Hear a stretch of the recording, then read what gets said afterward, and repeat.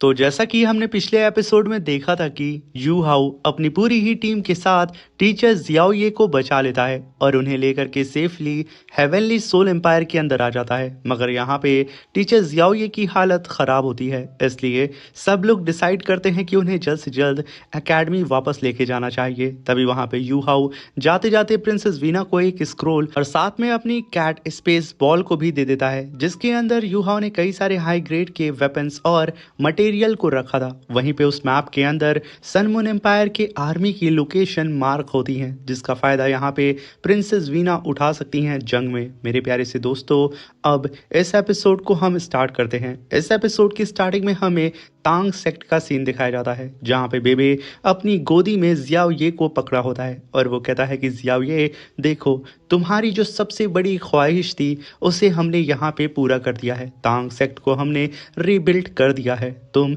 इस तांग सेक्ट की sect leader हो, अपनी आंखें खोलो। और तभी वहाँ पे जियाओ ये अपनी आंखें धीरे धीरे करके खोलती है और अपनी आंखों के सामने अपने तांग सेक्ट का बोर्ड पढ़ती है, जिसे पढ़ के वो यहाँ पे काफ़ी ज़्यादा खुश थी, मगर उतनी ही ज़्यादा वो कमज़ोर होती है। वो यहाँ पे कुछ बोल ही नहीं पाती है क्योंकि अभी भी उसकी बॉडी के अंदर काफ़ी भारी मात्रा में पॉइजन मौजूद होता है। तभी वहाँ पे यू हाउ अपनी टीचर जियाओ ये को जागता हुआ देख के उसके करीब आता है और कहता है कि टीचर, आपका स्वागत है आपके सेक्ट के अंदर। तभी वो लोग टीचर जियाओ ये को रूम के अंदर लेके जाते हैं, जहाँ पे यू हाउ जियाओ ये की बॉडी के अंदर से पॉइजन को थोड़ी देर के लिए बाहर निकालता है और फिर जियाओ ये को रेस्ट करने के लिए छोड़ देता है, जहाँ पे उसके पूरे ही साथी उसका ख्याल रख रहे होते हैं। और ऐसे धीरे धीरे करके यू हाउ हर दिन आता है और थोड़ा थोड़ा पॉइजन जियाओ ये की बॉडी के अंदर से बाहर निकालता है। और तभी हम 4 दिन के बाद का सीन देखते हैं, जहाँ पे यू हाउ बेबी के साथ बाहर निकलता है और वो कहता है कि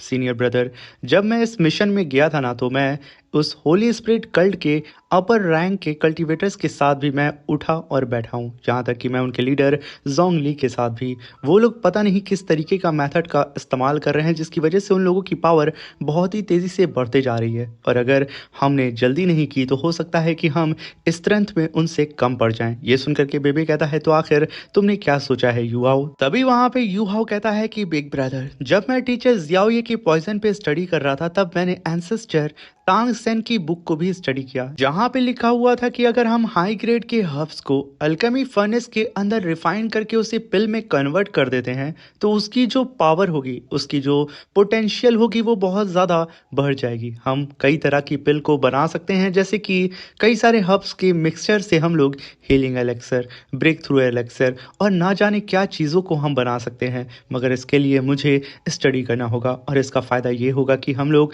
अपने तांग सेक्ट के कल्टीवेटर्स की कल्टीवेशन को बहुत ही तेजी से बूस्ट कर सकते हैं। तभी वहां पे बेबी कहता है कि ये तो बहुत अच्छी खबर है, तब तो यू हाउ तुम जल्द से जल्द अपनी स्टडी और एक्सपेरिमेंट को करना स्टार्ट कर दो। तभी वो लोग बेबी के चैम्बर के अंदर एंटर करते हैं, जहां पे उन लोगों के सामने टीचर जाओ और टीचर फैन यू मौजूद होते हैं। तभी वहां पे सभी लोग उन दोनों ही टीचर को ग्रीट करते हैं, जहां पे टीचर जाओ कहती हैं कि फाइनली यू हाउ, मैंने तुम्हें पकड़ लिया। तुम्हारे कदम एक जगह कहीं टिकते ही नहीं है। तुम्हें पता है तुम्हें ढूंढने में मुझे कितनी मुश्किलों का सामना करना पड़ा, और एक बात और, तुम अभी तक ग्रेजुएट नहीं हुए हो। तभी यू हाउ ग्रेजुएट का नाम सुन करके अपने साथियों को देखने लगता है। तभी टीचर जाओ कहती हैं कि ये सब ग्रेजुएट हो चुके हैं यू हाउ, सिवाय तुम्हारे। और जब लोग जानेंगे कि यू हाउ सी गॉड पवेलियन का मेंबर वो ग्रेजुएट ही नहीं हुआ है तो सोचो लोग तुम पर हंसेंगे। इसलिए तुम्हें इस बार अपनी ग्रेजुएशन को कंप्लीट करना होगा, और जैसा कि तुम जानते हो कि सी गॉड फेथ आ चुका है, तुम्हें उसमें भी शामिल होना होगा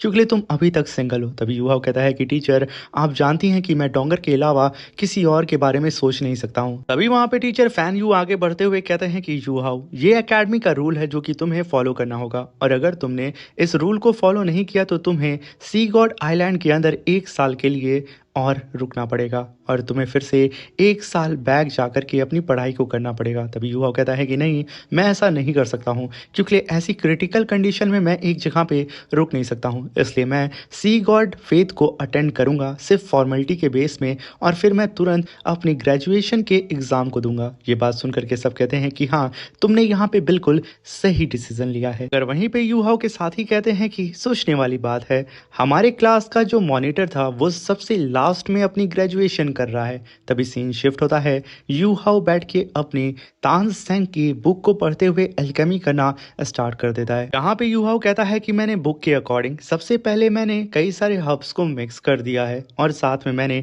एक सही टेम्परेचर को भी यहाँ पे मेंटेन रखा है। तभी वहाँ पे टीचर जुआन की भी एंट्री होती है, मगर वो यहाँ पे कुछ नहीं बोलते हैं। अभी वहाँ पे यू हाउ बोलता है कि जैसा कि बुक में लिखा है, मुझे सिर्फ यहाँ पे इस बुक के रूल को फॉलो करना होगा। और तभी हम देखते हैं कि उस एल्केमी फर्नेस के अंदर से धुआं निकलने लगता है, क्योंकि ओवर हीट होने की वजह से वो एल्केमी फर्नेस पूरी ही तरीके से शेक करने लगता है। अभी यहाँ पे यू हाउ को समझ में नहीं आता है कि आखिर वो अपने इस एल्केमी फर्नेस को किस तरीके से हैंडल करे, मगर तभी एक ब्लास्ट होता है, चारों ही तरफ धुआं फैल जाता है और पीछे से टीचर जुआन की आवाज आती है कि बच्चे, शायद तुम भूल चुके हो मैंने तुम्हें क्या क्या सिखाया है। तभी यू हाउ भागते हुए टीचर जुआन को देख के कहता है कि टीचर, आखिर आप कब यहाँ पे आए। भी वहाँ पे टीचर जुआन कहते हैं कि जब तुम इस रूम को ब्लास्ट कर रहे थे ना, तभी मैं यहाँ पे पहुंच चुका था। तभी यू हाउ तुरंत अपने टीचर को ग्रीट करता है, जहाँ पे टीचर जुआन उसे खींच के एक उंगली उसके सर पे मारते हैं। तभी यू हाउ कहता है कि आखिर टीचर, आपने मुझे मारा क्यों। तभी टीचर जुआन कहते हैं कि शायद तुम भूल चुके हो कि आखिर मैंने तुम्हें क्या सिखाया है। जब तुम किसी सोल टूल को बनाते हो तो रेयर मेटल्स का इस्तेमाल करते हो, मगर उसे कंडेंस करने के लिए भी हमें हाई ग्रेड के मेटल्स की ज़रूरत पड़ती है। उसी तरीके से एल्केमी के अंदर हम कई तरीके के रेयर हर्ब्स को डालते हैं और उनके अंदर भी नेचुरल पावर मौजूद होती है। और उस पावर को कंडेंस करने के लिए हमें काफ़ी पावरफुल फर्नेस की भी ज़रूरत पड़ती है, ना कि ऐसे ऑर्डिनरी फर्नेस की। कभी भी ऑर्डिनरी फर्नेस ऐसी पावर को कंट्रोल नहीं कर सकता है। तभी यू हाउ कहता है कि टीचर, प्लीज़ आप मुझे सिखाएं कि आखिर किस तरीके से एल्केमी फर्नेस बनाते हैं और किस तरीके से पिल को रिफाइन करते हैं। तभी वो टीचर और डिसाइबल मिलकर के रूम के अंदर स्केच बनाना शुरू कर देते हैं, जहाँ पे टीचर जुआन कहते हैं कि हमें यहाँ पे सबसे पहले एक फर्नेस की डिज़ाइन बनानी होगी जो कि हीट को आराम से कंट्रोल कर सके और सही अमाउंट में हीट को बाहर भी निकाल सके, और ज्यादा प्रेशर हो तो उस प्रेशर को बाहर निकाल सके, जिससे हर्ब्स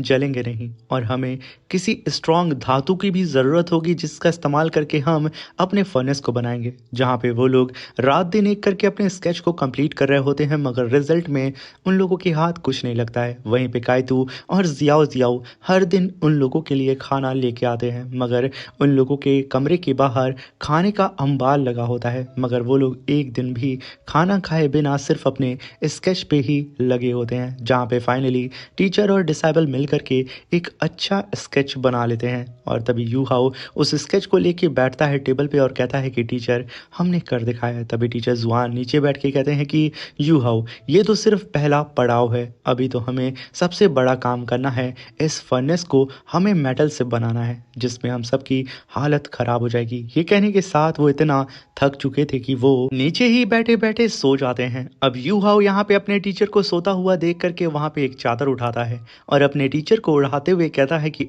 आज के ही दिन सी गॉड फेथ है और मुझे उसे भी अटेंड करना है। ये कहने के साथ यू हाउ तुरंत उस एक्सपेरिमेंट हॉल के अंदर से बाहर निकलता है और अपने टीचर को एक बार फिर देखते हुए फाइनली उस चैम्बर से बाहर आ जाता है। मगर तभी यू हाउ को स्नो एम्प्रेस की आवाज़ सुनाई देती है कि यू हाउ, जल्द से जल्द अनडेड वर्ल्ड के अंदर आओ, बहुत बड़ी गड़बड़ हो चुकी है। यू हाउ ये सुनते ही अपने अनडेड वर्ल्ड के अंदर एंटर करता है, जहाँ पे उसके सामने जियाओ बाई अपनी हेवनली ट्राइबुलेशन को फेस कर रहा था। तभी वहाँ पे यू हाउ कहता है कि मेरा अनडेड वर्ल्ड यहाँ पे हेवनली ट्राइबुलेशन को होल्ड नहीं कर पा रहा है। वहीं पे जियाओ बाई की हालत हद से ज़्यादा खराब हो रही होती है। तभी वहां पे स्नो इम्प्रेस कहती है कि यू हाउ, क्या पास्ट में जियाओ बाई ने अपना 1 लाख और 2 लाख ईयर की कल्टीवेशन से अपना ब्रेक थ्रू किया था, तो जब उसने उस टाइम हेवनली ट्राइबुलेशन को फेस किया था, वो ट्राइबुलेशन इतनी ज्यादा पावरफुल नहीं थी। मगर आज जब जियाओ बाई अपना final break through 3 lakh year की कल्टीवेशन से आगे करने वाला है, तो ये ट्राइबुलेशन इसकी पावर से भी ज़्यादा स्ट्रांग है। अगर ऐसे ही चलता रहा तो जियाओ बाई इसे हैंडल नहीं कर पाएगा। मगर यू हाउ उड़ते हुए सीधा ही आगे बढ़ते हुए कहता है कि मैं जियाओ बाई को यहाँ पे कुछ भी होने नहीं दूंगा, क्योंकि यहाँ पे जियाओ बाई के ऊपर 1-2 और स्ट्राइक अगर गिरी तो वो मर जाएगा। ये कहने के साथ यू हाउ आगे बढ़ता है, मगर उसके साथ ही कहते हैं कि यू हाउ, तुम्हारे पास ह्यूमन बॉडी है, तुम इस ट्राइबुलेशन को फेस नहीं कर पाओगे, तुम मर जाओगे। मगर यहाँ पे यू हाउ कुछ भी सुनने के लिए तैयार नहीं था। उसे किसी किसी भी कीमत पे यहाँ पे जियाओ बाई को प्रोटेक्ट करना ही था। तभी एक और पावरफुल स्ट्राइक जियाओ बाई की तरफ बढ़ने लगती है, मगर यू हाओ बीच में आ जाता है और बहुत ही तेजी से उस स्ट्राइक की तरफ उड़ते हुए आगे की ओर जाने लगता है, जिसे देख करके नीचे खड़ा हुआ जियाओ बाई चिल्लाते हुए कहता है कि ग्रैंडपा नहीं, आप इसे हैंडल नहीं कर पाएंगे। और वहीं पे यू हाओ जैसे जैसे ट्राइबल्यूशन के करीब जा रहा होता है उसके फेस पे कट पड़ने लगते हैं और उसकी हालत खराब होने लगती है। तभी एक स्ट्राइक जैसे ही यू हाओ के ऊपर गिरती और ये स्ट्राइक अगर यू हाओ को टच करती तो यू हाओ का मरना तय है। मगर तभी यू हाओ के सामने आसमान फट पड़ता है और उसके अंदर से दी तियान का ड्रैगन क्लॉ अटैक बाहर निकलता है, जो कि सीधा ही उस हेवनली स्ट्राइक के ऊपर अटैक करके उसे वहीं पे होल्ड कर देता है। अभी वहां पे यू हाओ अपने चेस्ट को पकड़ते हुए कहता है कि मुझे पता था सीनियर, आप मुझे बचाने के लिए जरूर आएंगे। तभी वहां पे एंट्री होती है दी तियान की, जो कि आते के साथ कहता है कि बेवकूफ, क्या तुम पागल हो चुके हो, जो कि तुम बेवकूफों की तरह अपनी ह्यूमन बॉडी को लेकर के हेवनली ट्राइबल्यूशन को होल्ड करने के लिए निकल पड़े थे। मगर तभी दी तियान नोटिस करता है कि वो दालाओ कॉन्टिनेंट के अंदर मौजूद नहीं है, बल्कि वो किसी पैरेलल डायमेंशन के अंदर मौजूद है, किसी तरीके का अनडेड वर्ल्ड। तभी वहां पे दी तियान यू हाओ से कहता है कि आखिर तुमने अपनी बॉडी के अंदर और कौन कौन से सीक्रेट्स को हाइड करके रखा है। तभी यू हाओ कहता है कि सीनियर, इन सब के बारे में बाद में बात करेंगे, अभी के लिए प्लीज आप मेरी मदद करें मेरे दोस्त को बचाने में। क्या आप यहाँ पे इस ट्राइबल्यूशन में इसकी मदद कर सकते हैं। तभी दी तियान कहता है कि ये स्नो बियर किंग है, जो कि अपने 3 लाख ईयर की कल्टीवेशन से अपना ब्रेक थ्रू करने वाला है, मगर इस हेवनली ट्राइबल्यूशन ने इसकी कोर को डिस्ट्रॉय कर दिया है और इसका बच पाना अब नामुमकिन है। एक दो और स्ट्राइक अगर इसके ऊपर हुई तो ये यहीं पे मर जाएगा। और रही बात इस हेवनली ट्राइबल्यूशन को रोकने की, तो ये ट्राइबल्यूशन law of heaven and earth से बना है, इसे रोक पाना इम्पॉसिबल है। अभी वहां पे यू हाओ कहता है कि मैं जियाओ बाई को मरने नहीं दे सकता हूँ, मैं इसे बचा के रहूंगा। अभी दी तियान कहता है कि एक तरीका है, इसकी सोल कोर तो डैमेज हो चुकी है और ये मरने वाला है, इसलिए तुरंत इसे अगर तुम बचाना चाहते हो तो तुम इसे अपनी सोल स्प्रेड बना लो। ये सुनकर के यू हाओ कहता है कि नहीं, मैं यहाँ पे जियाओ बाई के इस सिचुएशन का एडवांटेज नहीं उठा सकता हूँ, मुझे सोल रिंग की ज़रूरत है, मगर मैं अपने दोस्त के साथ गद्दारी नहीं कर सकता हूँ। मैं यहाँ पे कोई ना कोई तरीका ढूंढ लूंगा जिससे मैं यहाँ पे जियाओ बाई को बचा सकूँ। मगर दी तियान कहता है कि कोई भी तरीका नहीं है यू हाओ। ये सुनकर के पीछे से जियाओ बाई की आवाज़ आती है कि ग्रैंडपा, मैं यहाँ पे मरना नहीं चाहता हूँ, मुझे आपके और मम्मा के साथ में ज़िंदगी भर रहना है, इसलिए मैं तैयार हूँ आपकी सोल स्प्रेड बनने के लिए। ये सुनकर के स्नो इम्प्रेस कहती है कि यू हाओ, जब जियाओ बाई ने यहाँ पे मान लिया है कि वो तुम्हारी सोल स्प्रेड बनेगा तो तुम भी मान जाओ। अब ये सुनकर के यू हाओ के पास कोई दूसरा रास्ता नहीं था, इसलिए यू हाओ कहता है फिर ठीक है, मैं ऐसा करूँगा। ये कहने के साथ वो थोड़ा उदास भी होता है। मगर तभी वहाँ पे दी तियान कहता है तो फिर ठीक है यू हाओ, तुम अपने प्रोसेस को यहाँ पे स्टार्ट करो और मैं यहाँ पे तुम दोनों को प्रोटेक्ट करूँगा। ये कहने के साथ दी तियान ड्रैगन फॉर्म में आकर के उस हेवनली ट्राइबल्यूशन को होल्ड करना स्टार्ट कर देता है और वहीं पे यू हाओ नीचे दी तियान और नीचे जियाओ बाई को देख करके तुरंत अपनी पावर को अनलेश करता है और वहाँ पे चैंटिंग करना स्टार्ट कर देता है। मगर तभी वहाँ पे दी तियान कहता है कि इस लड़के के पास दालाओ कॉन्टिनेंट के सबसे ज्यादा पावरफुल बीस्ट असल में इसकी सोल स्पिरिट है, जो कि इसके खातिर कभी भी मरने के लिए हमेशा खड़े रहते हैं और ये बंदा यकीनन कोई ऑर्डिनरी पर्सन नहीं है। और वहीं पे हम यू हाओ को देखते हैं जो कि अपनी चैंटिंग करके जियाओ बाई के साथ अपना सोल कनेक्शन बना रहा होता है। देखते ही देखते वहाँ पे काफ़ी समय बीत जाता है और हेवनली ट्राइबल्यूशन को वहाँ पे दी तियान होल्ड कर रहा होता है कि यहाँ पे यू हाओ को समय मिल सके। तभी हम देखते हैं कि यू हाओ ने सक्सेसफुली यहाँ पे जियाओ बाई के साथ अपना कनेक्शन कॉन्ट्रैक्ट बना लिया था, जिसकी वजह से जियाओ बाई की सोल बाहर निकल करके यू हाओ के पास आ जाती है और जियाओ बाई की बॉडी जमीन पे गिरती है। जैसे ही ये हुआ था, हेवनली ट्राइबल्यूशन भी तुरंत वहां से डिसअपियर हो जाता है, क्योंकि यहाँ पे हेवन के अकॉर्डिंग जियाओ बाई अब मर चुका है। तभी हम वहां पे स्नो एम्प्रेस को देखते हैं जो कि अपने साथियों से कहती है कि यहाँ पे यू हाओ ने कर दिखाया, वो अब यहाँ पे 8 सोल रिंग दालाओ मास्टर बन चुका है। वहीं पे हम यू हाओ की सोल रिंग को देखते हैं जो कि उसे समन करके अपनी पावर को अनलेश करता है। तभी यू हाओ कहता है कि मैंने यहाँ पे जियाओ बाई को जैसे ही अपना सोल स्पिरिट बनाया है उसके पास भी आइस एट्रीब्यूट की पावर थी, जिसकी वजह से मेरी जो एबिलिटी है वो नेक्स्ट लेवल पे पहुंच चुकी है। और साथ में जियाओ बाई की जो स्ट्रेंथ है उसका मुकाबला दालाओ कॉन्टिनेंट के अंदर सिर्फ उंगलियों पे हम उन बीस्ट को गिन सकते हैं जो कि इसका मुकाबला कर सकते हैं। मेरी स्ट्रेंथ अब बहुत ज़्यादा बढ़ चुकी है, मैं आराम से पावरफुल कल्टीवेटर से डील कर सकता हूँ। वहीं पे हम जियाओ बाई को देखते हैं जो कि स्पिरिट फॉर्म में आकर के खुश होते हुए कहता है कि फाइनली मैं ठीक हूँ, कितना मज़ा आ रहा है मुझे। मगर तभी जियाओ बाई देखता है कि उसकी बॉडी खड़े होकर के यू हाओ के ऊपर अचानक से अटैक करने वाली है। वो चिल्लाते हुए कहता है कि ग्रैंडपा साइड हटें। ये कहने के साथ वो अपनी बॉडी के सामने आके खड़ा हो जाता है और उसे कंट्रोल करने की कोशिश करता है, जहाँ पे सक्सेसफुली जियाओ बाई ने अपनी बॉडी को भी यहाँ पे कंट्रोल कर लिया था। अब यहाँ पे जियाओ बाई अपनी बॉडी के साथ खेलते हुए कहता है कि ग्रैंडपा,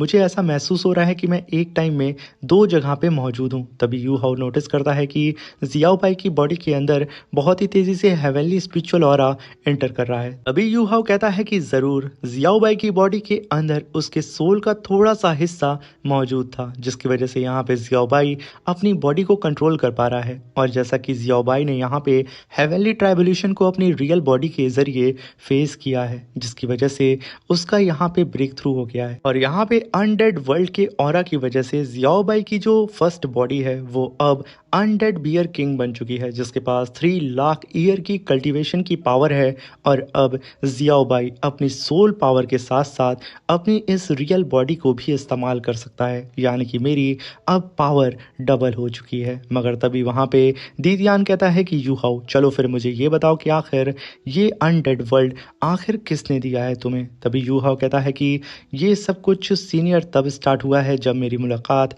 मेरे टीचर इलेक्ट्रो लक्स से हुई थी। अब ये सुनकर के दीतियान और भी ज़्यादा एक्साइटेड हो जाता है और वो यू हाओ की तरफ देखते हुए कहता है कि अच्छा, तो तुम्हारे टीचर इलेक्ट्रोलक्स जिसने यहाँ पे तुम्हें ये चैंटिंग की पावर दी थी, जिसका इस्तेमाल करके तुम बीस्ट से कनेक्शन बना सकते हो। तभी यू हाओ हाँ कहता है। तभी यू हाओ कहता है कि उनका दूसरा नाम है गॉड ऑफ नेक्रोमेंसी।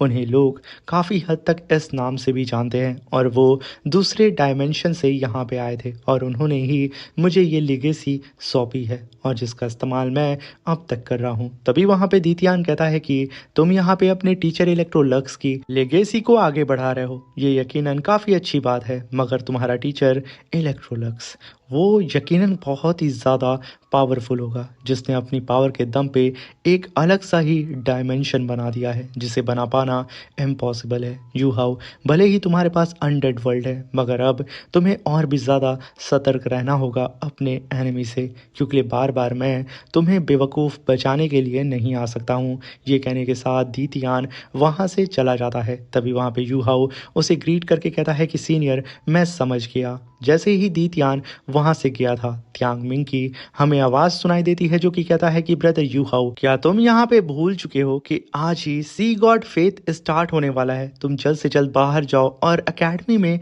उसे अटेंड करो। और रही बात जियाओ बाई की, तो उसे हम यहाँ पे हैंडल कर लेंगे। ये बात सुन करके यू हाओ कहता है कि अरे हाँ, मैं तो भूल ही गया था। ये कहने के साथ वो जियाओ बाई से कहता है कि मैं तुमसे बाद में मिलूंगा। ये कहने के साथ यू हाओ तुरंत एकेडमी के अंदर आ जाता है और तभी एक लड़का यू हाओ को सी गॉड फेथ का कार्ड देता है। तभी यू हाओ उस कार्ड को पकड़ते हुए कहता है कि मैं इसी जगह पे डोंगर से मिला था। डोंगर, क्या तुम मुझे सुन रही हो? क्या तुम अभी भी मुझे याद करती हो? आखिर तुम हो कहाँ? मगर तभी यू हाओ का पेट गुड़गुड़ गुड़गुड़ करने लगता है। मगर तभी यू हाओ के सामने आतिशबाजी होना स्टार्ट हो जाती है, रॉकेट्स फूटने लगते हैं, जिसे देख करके यू हाओ कहता है कि मैं काफ़ी दिनों से कुछ खाया नहीं हूँ। अभी सी गॉड फेथ स्टार्ट होने में काफ़ी समय है, इसलिए शायद मुझे जाकर के सबसे पहले एकेडमी के मेस के अंदर जाके कुछ खा लेना चाहिए। ये कहने के साथ यू हाओ सीधा ही एकेडमी की मेस यानी कि कैंटीन के अंदर एंटर करता है। जैसे ही यू हाओ उस कैंटीन के अंदर एंटर करता है, उसे सभी लोग देखने लगते हैं, यहाँ तक कि यू हाओ का भाई भी। इसी के साथ मेरे प्यारे से दोस्तों, ये शानदार सा एपिसोड यहाँ पे ख़त्म होता है। मैं आशा करता हूँ कि आप लोगों को ये डिटेल एक्सप्लेनेशन पसंद आई होगी। Thank you for watching.